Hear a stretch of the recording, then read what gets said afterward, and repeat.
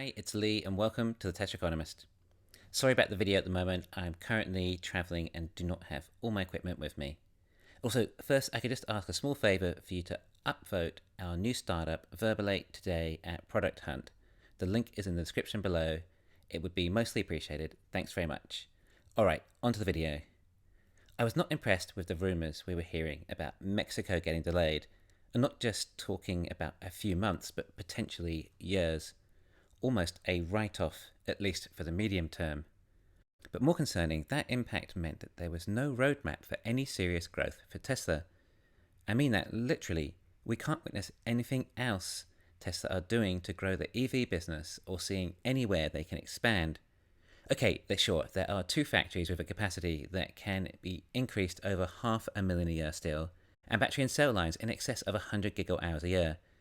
But this is with unproven technology, with unknown timelines of when it can actually hit any decent volume. The substitute in the meantime was to expand with LFP cells using a new model in a new market that likely has a huge demand due to a lower price point, the alleged Model 2, compact or whatever you want to call it, an EV at a price point that should have demand in the millions, with a production technique that could keep up with that demand, using a cell chemistry that could also meet supply. This was Tesla's path on how they could grow with EVs, and if you do the numbers, Tesla could reach a multi-trillion valuation without anything else. This is far more quantifiable than a software technology that may or may not be ready by next year. Hence how I was disappointed when I heard Mexico may not happen for some time. But for some reason, the market barely flinched on the news. A compact model is the medium-term future for Tesla's EV growth. They can't make larger cars as it will consume too many high energy density cells. Sure, there is a Cybertruck, but we're not talking about a lot of units, perhaps 100,000 next year. Yet we have Elon still talking about 50% growth. And even with Cybertruck at capacity at around 300,000, we're a long way off 50% still. And Tesla can probably find enough high energy dense cells by that time to cover that many Cybertruck units. As even if 4680s do not ramp to high volume production by then, Panasonic's 4680 cell factory should be in production. Panasonic are using conventional manufacturing techniques for their 4680s, by which I mean no dry battery electrode and no tabless design. Instead, Panasonic are using a multi-tab approach due to the additional diameter when compared to the 2170 cell. But essentially, it is a bigger 2170 cell than that Panasonic are currently producing in Nevada. Except due to it being a larger cell, it will have a higher volume to surface area ratio. In addition to that, it will likely able to be used as a structural cell for Tesla's cell to vehicle integration, thus reducing weight, as Tesla intend with the 4680 originally. But Tesla will only get to about a 250,000 run rate next year for the Cybertruck, if they meet Elon's targets, which is probably only about a run rate of 40 gigawatt hours a year of cells, which by the end of next year, Tesla's in-house combined with Panasonic's 4680 should be enough for the Cybertruck. So Tesla should hopefully not be cell constrained on the Cybertruck if everything goes to plan. Aside from Tesla's own in-house 4680 ramp, it is not essential to the success of the Cybertruck. And hopefully Tesla's insane level of manufacturing will be able to do everything else necessary, so the Cybertruck ramp is a success too.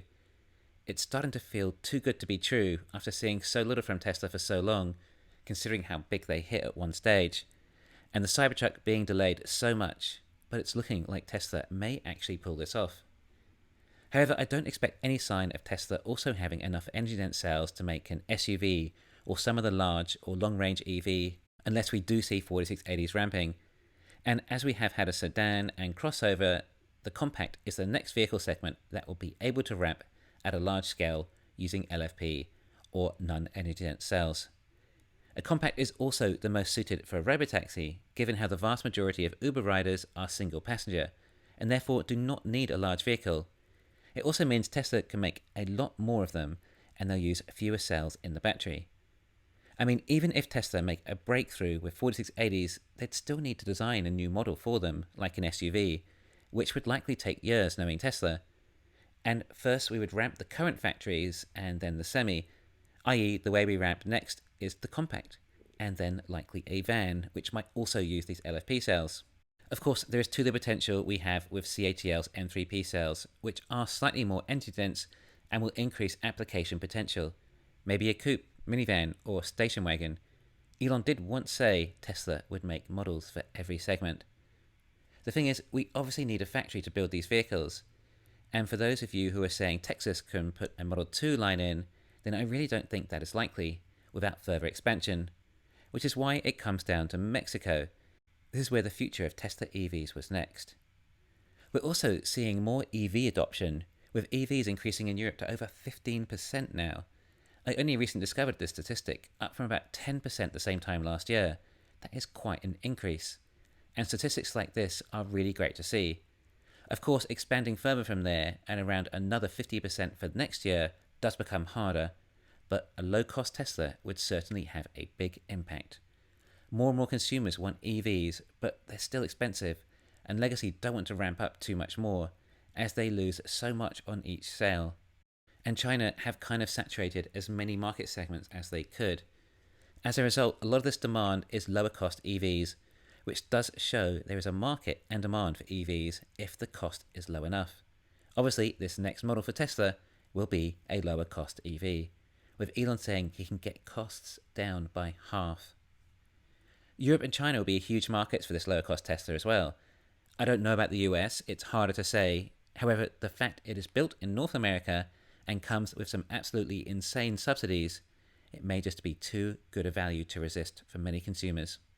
EVs still seem to be gaining in popularity, but I'm not as bullish on them as being the future as many of the community.